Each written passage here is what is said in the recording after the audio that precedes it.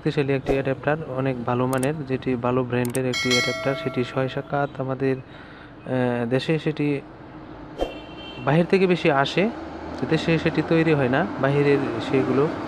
তো এখানে একটি ফিউজ রয়েছে, দেখতে পাচ্ছেন। এই ফিউজটি কিন্তু এসি 250 ভোল্ট যখন হয়, এখানে এই লাল পজিটিভ তারটি রয়েছে, সেটি কিন্তু এখানে এই ফিউজ হয়ে, তারপর এখানে কিছু রেজিস্ট্যান্স রয়েছে, বা এখানে দেখতে পাচ্ছেন একটি ডায়োড রয়েছে, যে ডায়োডের কাম হচ্ছে এখানে বিদ্যুৎকে ফিল্টারিং ব্রিজ কানেকশন করে, এবং এই যে ক্যাপাসিটারটি রয়েছে সেটি ফিল্টারিংয়ের মাধ্যমে ভোল্টগুলো বিভিন্ন পার্টস দ্বারা সেগুলো কনভার্ট হয়ে তারপরে ট্রান্সফরমারে চার্জিংয়ের ক্ষেত্রে সেটি বিশেষ কাজ করে থাকে এই ট্রান্সফরমারটি।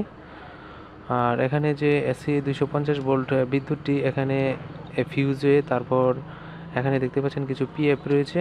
এই পিএফের কাজগুলো হলো এখানে সেগুলো বিদ্যুৎকে কোনো ওভার ভোল্টেজের ক্ষেত্রে বা ওভার ভোল্টেজ হলে সেগুলো নিয়ন্ত্রণ করে থাকে। এবং এখানে একটি কয়েল রয়েছে, সেই কয়েলটি কিন্তু এখানে বিদ্যুতের যে ওভার ভোল্টেজ বলতে অতিরিক্ত লোড যাতে করে না হয় বা সঠিক নিয়ন্ত্রণ থাকে, সেগুলো কিন্তু এখানে কাজ করে থাকে।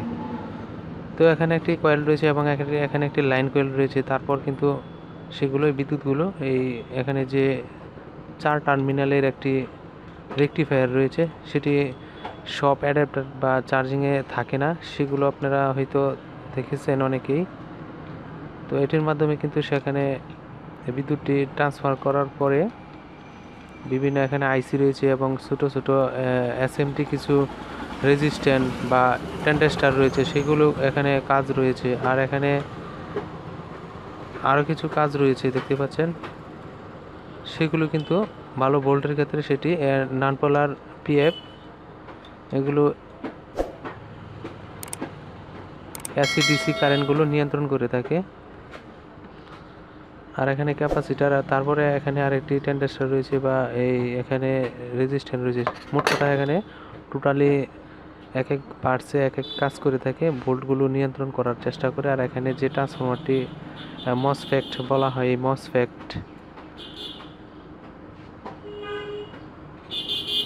এখানে মসফেট না, মসফেট আইসি অনেক সময় ব্যবহার করা হয়। তো মসফেট এখানে যে ট্রানজিস্টরগুলো থাকে সেগুলো কাজ করে থাকে মসফেট ট্রানজিস্টর, এগুলো মসফেট হিসেবে কাজ করে থাকে। আর এখানে এই ট্রান্সফরমারটি চার্জিংয়ের ক্ষেত্রে বিশেষ কাজ করে থাকে। তো আমরা আজকে এখানে দেখব যে চার্জিংয়ের বিষয়টি। তো সেক্ষেত্রে আমরা প্রথম এখানে যে ফিউজটি রয়েছে, সেই ফিউজটি আমরা এখানে টেস্ট করতে পারি। সেক্ষেত্রে এখানে X10-এ আপনি অ্যানালগ মিটারের ক্ষেত্রে আমরা যদি মেপে থাকি সেটি রাখতে পারি। আর এখানে ডিজিটালের ক্ষেত্রে সেটি আপনি 200-কে রাখতে পারেন। তো আমরা এখানে প্রথম কাজটি হলো আমরা ফিউজটি আছে কিনা সেই বিষয়টি দেখি। অনেক সময় ফিউজ কেটে যায়,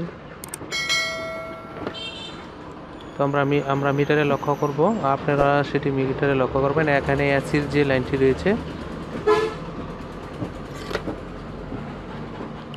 এখানে এই ফিউজটি ব্যবহার করেছে খুব উন্নত মানের একটি ফিউজ।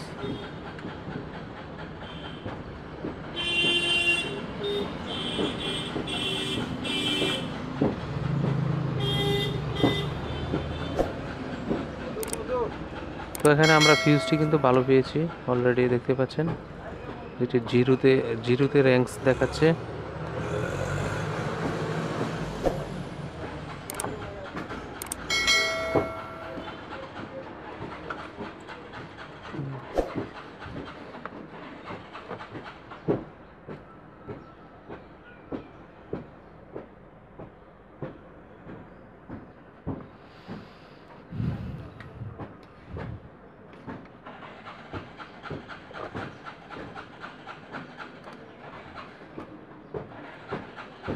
এখানে কিছু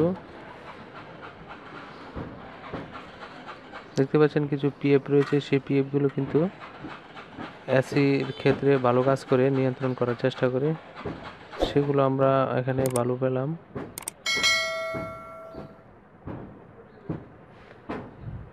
এগুলো হাই ভোল্টেজ নিয়ন্ত্রণ করে।